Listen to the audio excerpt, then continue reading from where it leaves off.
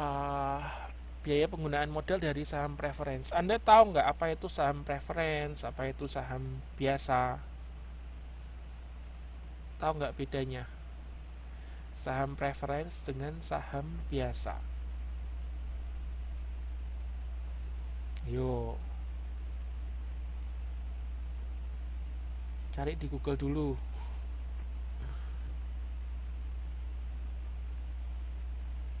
Jadi saham preference itu adalah, atau dalam bahasa Inggris preferred stock, adalah bagian saham yang memiliki tambahan hak melebihi saham biasa.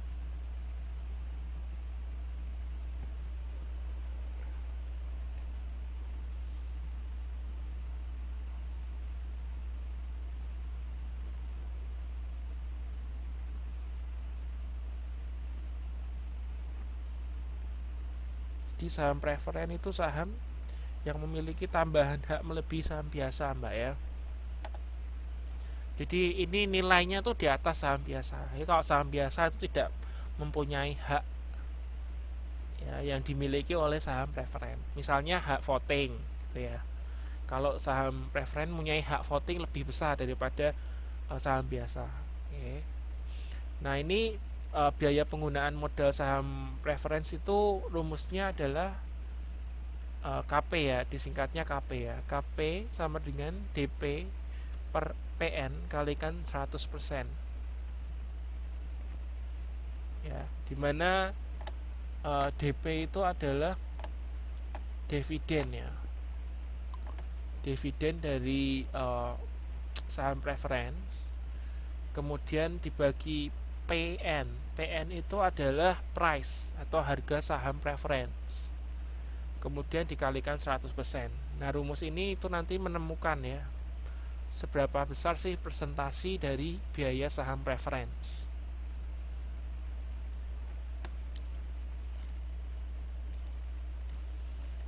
Ada juga biaya modal dari laba ditahan. Jadi laba ditahan itu maksudnya laba yang ya ditahan gitu ya, nggak dipakai untuk misalnya untuk dibagikan kepada investor, tapi dibawa oleh perusahaan. Ya. Biaya modal dari laba ditahan adalah sebesar tingkat pendapatan investor dalam saham yang diharapkan akan diterima.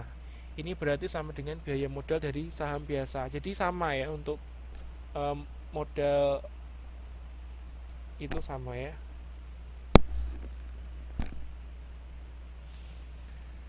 Oh ini Mbak Yanti ini ya, Mbak Yanti eh, apa membantu ini. Jadi saham preferen adalah saham yang memberikan jaminan kepada pemiliknya untuk menerima dividen dalam jumlah tertentu berapapun laba dan rugi perusahaan. Oke, jadi sebetulnya sebetulnya saham preference itu hampir mirip dengan obligasi ya. Ya, obligasi itu kan juga seperti itu. Jadi mau mau perusahaan itu laba, mau perusahaan itu rugi, tetap menerima dividen ya. Kalau kalau obligasi bukan dividen ya, interest. Tetap menerima interest. Nah, kalau saham preferensi sama juga ya, menerima dividen. Meskipun rugi untung tetap ya. Jumlahnya juga tetap. Itu namanya saham preferensinya ini haknya itu ya, yang dimaksud haknya itu ya. Hak untuk menerima dividen dalam situasi apapun ya. Oke, terus kemudian ini ya, ada 3 model pendekatan untuk menghitung biaya modal dari laba ditahan ya, atau return earning. Yang pertama adalah model pendiskontoan aliran kas. Model ini dihitung dengan mengestimasikan nilai modal dengan mendiskontokan aliran kas, yaitu dari dividen yang diharapkan akan diterima pemegang saham. Ini rumusnya mungkin Anda bisa catat dulu nih Mbak ya. P0 sama dengan itu harusnya ini ya. Ini simbol apa ya? Kok saya baru tahu ya ada simbol kayak gini.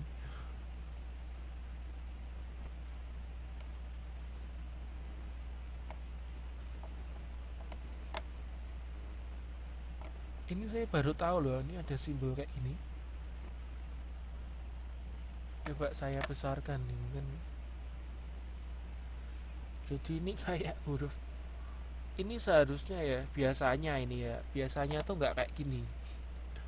Biasanya tuh sigma gini ya, sigma, terus n sama dengan gini. Entah ini, jadi biasanya itu seperti ini ya, sigma. Jadi sigma itu kayak huruf E gini ya mbak ya. Ya, jadi total ya, sigma itu artinya total. Total ini ya, dt per 1 plus ke pangkat t. Misalnya t-nya, t itu time, waktu ya. Jadi misalnya t-nya 5. Jadi nanti ngitungnya dari t1 ditambah t2 ditambah t3 tambah t4 tambah t5, terus dijumlahkan semua. Nah, itu ketemu harga saham saat ini ya. Nah, kemudian untuk ini atasnya n sama dengan tak terhingga ya, infinity. Itu ya sampai berapapun ya, tergantung ya. Kalau Anda eh, mau buat infinity ya bisa, atau enggak biasanya n misalnya 5 tahun ya, berarti n sama dengan 5. Nah, gitu. Cuman ini nggak jelas sih ya. Itu untuk model yang pertama ya mbak, mungkin Anda bisa catat nih rumusnya. Jadi besok kalau misal ditanyakan harga pasar saham saat ini, terus diketahui dividen, diketahui expected return dari investor, Anda harus tahu ya, cari harga sahamnya. Oh, jadi harga saham tuh dividen dibagi expected return. Terus nih, kalau misalnya expected return-nya itu tidak diketahui, enggak salah. Misalnya yang ditanyakan expected return nih ya, jadi diketahui dividen dan diketahui harga pasar saham, Anda ditanyakan expected value-nya, berarti tinggal dibagi D per P kalikan 100%. Oke.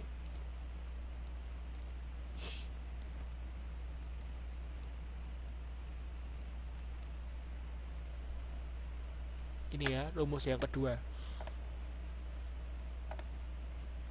Rumus yang kedua itu kalau disuruh cari itu ya, expected return.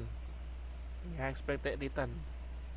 Itu caranya dividen dibagi harga saham dikalikan 100%. Nah, terus yang ketiga itu dalam realitanya gitu ya. Investor itu mengingini ya pertumbuhan dari dividen atau disimbolkan G, sehingga biaya modalnya, karena investor kan pinginnya dapat dividen lebih banyak gitu kan, bertumbuh ya, makanya ini kita masukkan variabel G ya, variabel G kita tambahkan di sini, di mana D0 itu dividen pada tahun ke-0 merupakan dividen yang diterima pada T0 ya, sudah saya sampaikan. Nah, misalkan diasumsikan bahwa KE atau expected return bagi konsumen itu lebih kecil dari lebih gede dari G, maka persamaan tersebut dapat diubah menjadi seperti ini. Jadi ini kalau yang pertama ya, kasusnya bahwa expected return-nya itu lebih gede dari growth. Misalnya yang diharapkan 10%, tapi sebetulnya growth-nya itu cuma 2%. Nah, rumus yang dipakai ini mbak, harga saham yang dipakai rumusnya ini. Ini kok dulu kayaknya waktu saya kuliah itu keluar nih soal ini, kalau nggak salah inget nih ya. Jadi rumusnya jadi seperti ini mbak, harga sahamnya itu seperti ini, dividen dibagi expected value, bukan expected dari return bagi konsumen dikurangi dengan growth kalikan 100%. Kemudian D1 itu adalah D0 1 tambah G. Ya, ini rumus yang dipakai ini ya untuk mendapatkan harga saham. Ini harga pasar saham. Oke. sama juga, ini kalau disederhanakan jadi kayak gini. Bukan disederhanakan. Jadi ini cari KE-nya ya, cari KE-nya jadinya seperti ini. Ini dengan asumsi bahwa KE lebih besar ya daripada growth-nya. Kalau yang awal tadi kan tidak memperhatikan variabel G, artinya tidak ada asumsi bahwa investor itu mengingini pertumbuhan ya. Kalau yang atas ini ya Mbak ya. Kalau yang bawah itu ada, makanya ada unsur G-nya ya.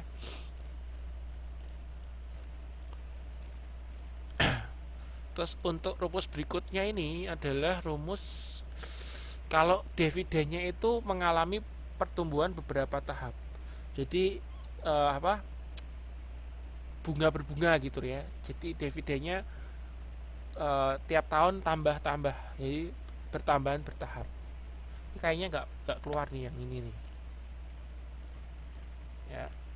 Nah, ini CAPM nih.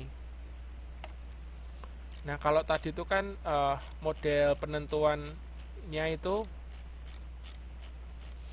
ini ya, pendiskontoan aliran kas ya. Nah, kalau yang kedua itu mempertimbangkan resiko. Yaitu model penentuan harga aktiva. Rumusnya sama ya, rumusnya sama. Seperti rumus CAPM ya. Cuman kalau di rumus CAPM itu kan ini bukan KE ya. Ini RI ya. RI ya. Tapi kemudian ini ya, betanya bukan kayak huruf B tapi kayak E terbalik ya. Oke, ini sama sebetulnya, rumusnya sama ya.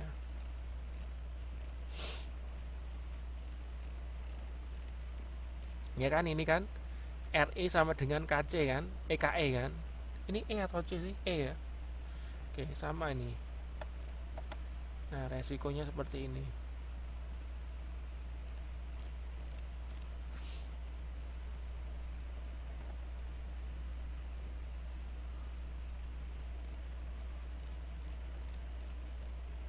Terus yang ketiga ada model bond yield premium risk ya. Itu rumusnya hasil obligasi ditambah premi resiko. Ini nggak penting nih.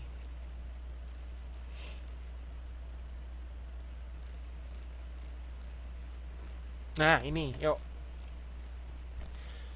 Biaya modal secara keseluruhan atau WACC ya. Oke.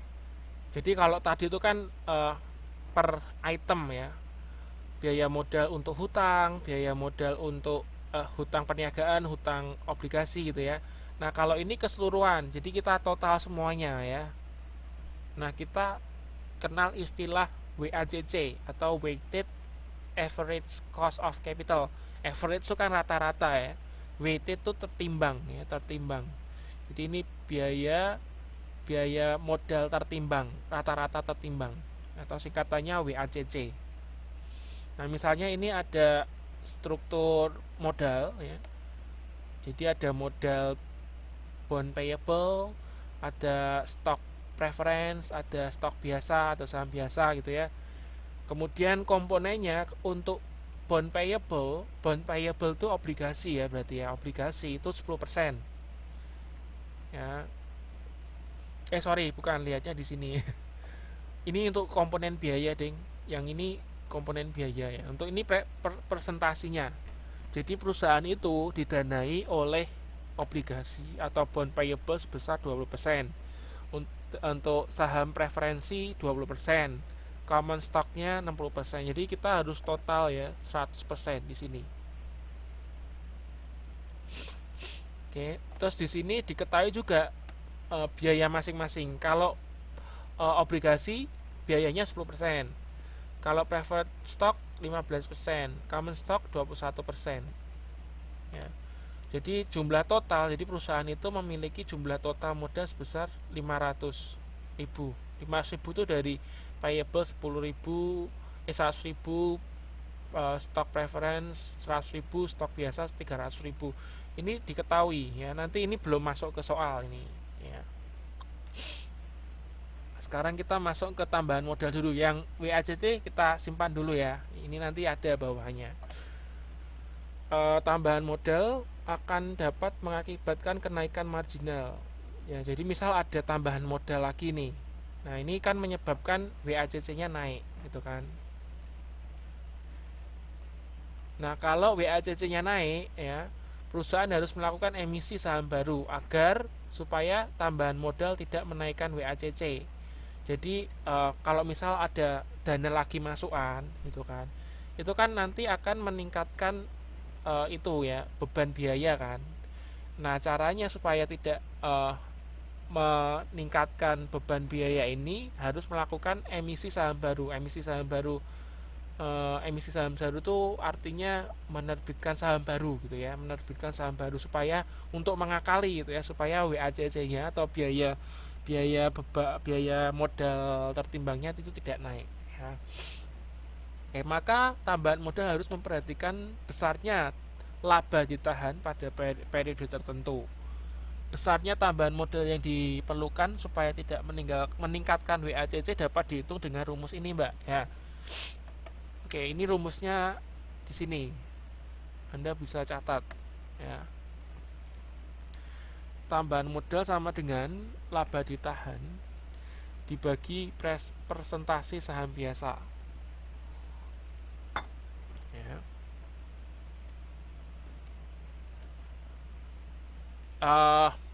Ya sih, sebetulnya ini nggak gitu penting juga sih. Tapi WACC penting kok. Soalnya saya pernah dulu ditanyain mahasiswa dari UT Taiwan ya mengenai ini, kayak keluar di tes kalau nggak salah ingat. Itu entah tugas entah tes ya, tapi ditanyakan gitu ya, ditanyakan itu. Oke, ini dulu Mbak Yani jangan blank. Dikasih rumus malah blank. Pokoknya dari saya itu, menurut saya itu inilah yang Anda at least harus pegang ya. Anda harus pegang ini dari saya lah ya, menurut prediksi saya ini yang keluar ya. Ini saya lanjutkan nih. Nah, tadi kan ada tambahan modal tuh ya, ada tambahan modal. Laba ditahan dibagi persentase saham biasa. Nah, misalnya diketahui ada komponen modal itu, ada obligasi, saham preferen, saham biasa. Jumlah modalnya sekian, biayanya sekian, kemudian persentasenya sekian. Ini harus 100% ya. Kalau nggak 100% berarti salah.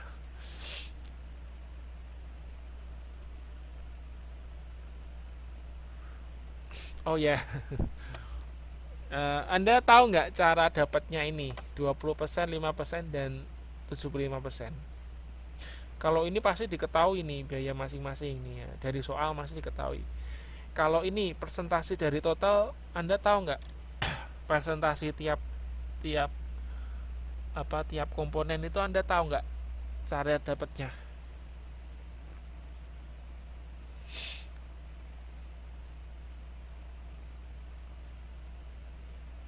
Yo, Mbak Eli, gimana Mbak cara? Ya, harus 100%. Yang ngerti saya harus tahu 100%. Nggak, ini kok 20%, ini kok 5%, ini kok 75%, kok enggak ini 10%, ini 60%. Kan semua totalnya juga 100%.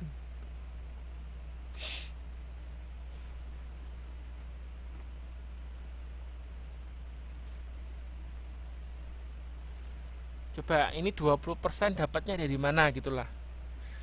Ya, oke, betul ya. Jadi 20% itu dapatnya dari ini.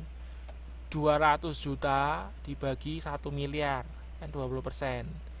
Kalau 5% ini dapatnya 50 juta dibagi 1 miliar, itu 5%. Kalau 750 ini ya, 75% itu 750 dibagi 1 miliar. Makanya ketemu. Jadi ini komposisinya ini ya, persentase ini tuh dari jumlah modal ini. Nah, oke, tadi kan kita lanjutkan. Nah, itu kan tadi dapat tambahan modal kan ya, tambahan modal. Kalau tambahan modal kita supaya mensiasati supaya WACC-nya tidak naik, kita harus memperhatikan ini laba ditahan ya. Nah, laba ditahan itu misalnya diketahui 150 juta ya. 150 juta, kita bagi persentase saham biasa. Saham biasa kan 75% presentasinya ya. Kita bagi dan ketemu tambahan modalnya adalah 200 juta. Ya, 200 juta. Nah, jika tambahan modal lebih besar dari 200 juta, maka WACC-nya akan naik. Karena perusahaan harus menerbitkan saham baru, di mana penerbitan saham baru ini akan dibebani biaya emisi atau flotation cost. Jadi flotation cost itu biaya yang muncul pada saat saham itu dijual ya. Nah, sehingga menyebabkan WACC-nya naik. Kemudian ini biaya saham baru itu adalah biaya saham lama, rumusnya ini. Biaya saham lama dibagi 1 kurangi biaya emisi. Biaya emisi itu biaya yang muncul pada saat menerbitkan saham baru. Ini rumusnya ya.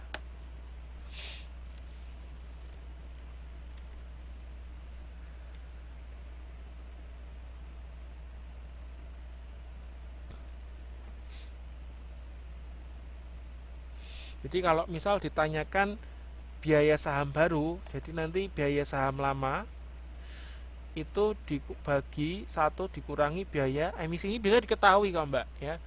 Nanti diketahui biaya saham lamanya sekian, biaya emisinya sekian, Anda hanya masukkan dalam rumus saja.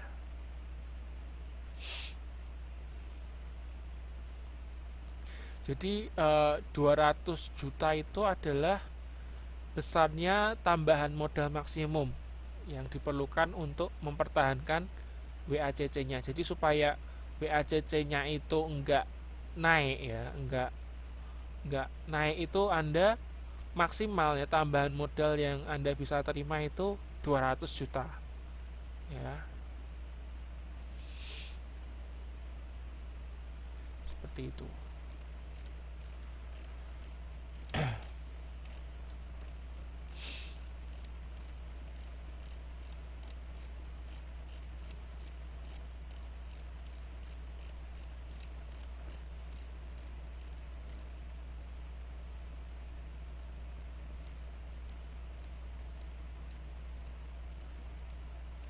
Coba ya saya cari soal latihan mengenai WACC. Ini ada kok contoh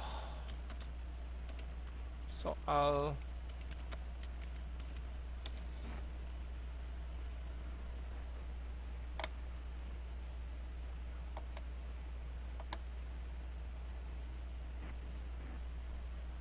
sebentar, latihan.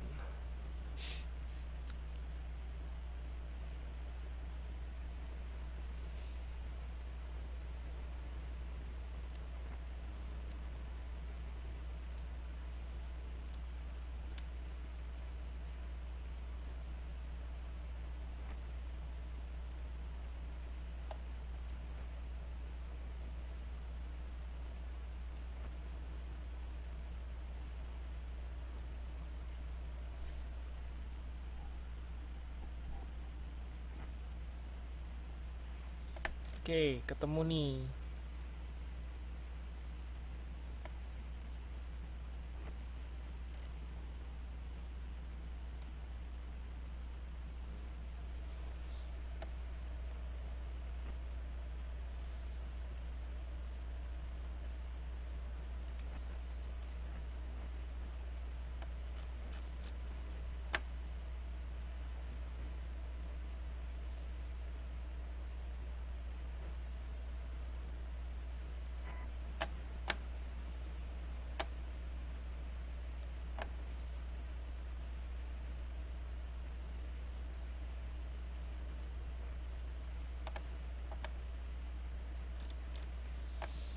Ya, oke. WACC itu weighted average cost of capital. Nah, ini rumusnya. Jadi untuk rumus menemukan WACC atau disimbolkan KA ya, itu adalah WI kalikan KI ditambah WP kalikan KP ditambah WS kalikan KR, di mana WI itu adalah bond itu obligasi ya Mbak ya, bond itu obligasi. Kemudian WP itu adalah preferred stock, kemudian WS itu adalah common stock. Sedangkan KI, KP, KR itu adalah biaya dari tiap komponen ini. Jadi kan tadi kan saya sudah bilang kan, ini kan diketahui pasti kan. Misalnya 4% atau berapa persen, nanti Anda tinggal kalikan. Jadi WI kalikan KI-nya berapa, terus ditambahkan WP kalikan KP-nya berapa, ditambahkan semua. Nah, itu nanti ketemu biaya modal. Biaya rata-rata tertimbang modal. Nah, terus ini ya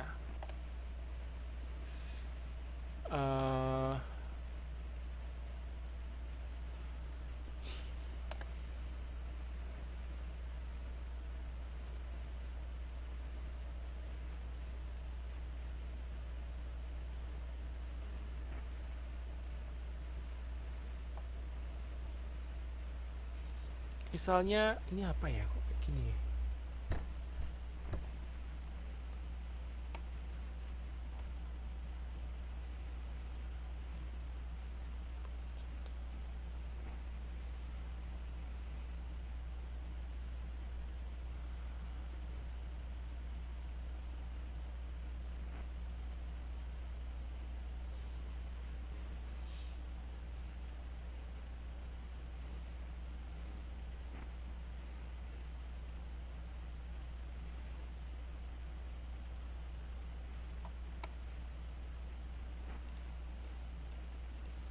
Oke, ini misalnya Mbak, ini diketahui ya, KI-nya 5,67, kemudian KP-nya 9,62, kemudian KE-nya 5,8. Oh, ini harusnya 15,8 ini. Di sini 15,8 ya. Nah, terus kita kalikan weight-nya untuk bond, kita kalikan dengan KI-nya. Jadi kan 40% kita kalikan dengan 5,67. Ya, terus 10% kita kalikan 9,62%. Kemudian yang terakhir 50% kita kalikan 15,8. Ini harusnya 15,8 nih. Nah, kita ketemu 11,13%, ini adalah WACC-nya. Nah, WACC itu dibandingkan dengan IRR. Anda masih ingat IRR ya?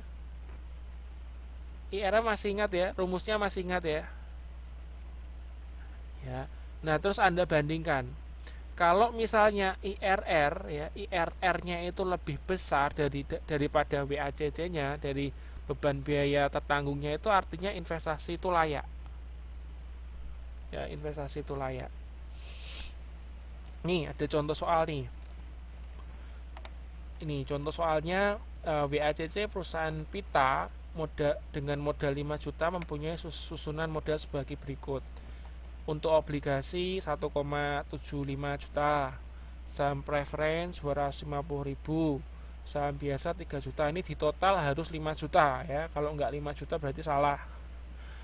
Nah, kemudian biaya masing-masing sumber dana adalah, nah ini kan diketahui kan, obligasi biayanya berarti KI-nya 7%, kemudian KP-nya 13%, KE-nya 16%. Ditanyakan hitung berapa WACC perusahaan ini. Nah, seperti ini Mbak contohnya Mbak.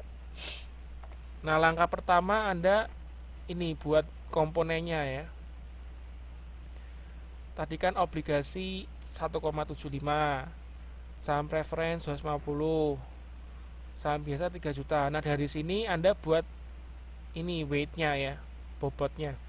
Anda ngerti ya dapat bobotnya ini, tadi kan sudah saya kasih tahu. Jadi 35% itu dari 1,75 per 5. Ya, kemudian 5% ini 0,25 ya, 0,25 per 5. Ya, dan seterusnya 60% 3 juta per 5 ya. Nah, dari sini kita 3 kalikan aja, Mbak. Jadi 35 kita kalikan dengan 7%. 5 kalikan 13, 60 kalikan 16. Nanti ketemu KA-nya. KA itu persentase WACC-nya ya. Ini belum ketemu WACC nih. Nah, KAW